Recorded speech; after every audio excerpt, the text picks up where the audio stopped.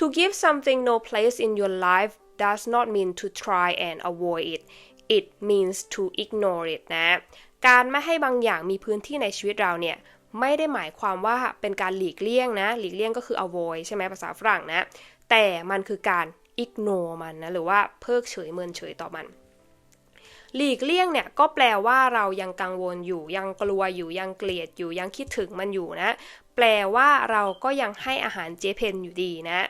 แต่ถ้าเราเมินเฉยเนี่ย ignore เนี่ยโดยการไม่ตอบสนองนะไม่คิดต่อไม่ให้น้ำหนักไม่ให้ค่านะ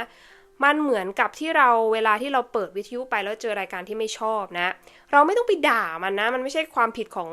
คนที่ทำรายการนะเราก็แค่เปลี่ยนคลื่นถูกป่ะถ้าไม่ชอบก็จะไปเสือกอะไรถูกป่ะ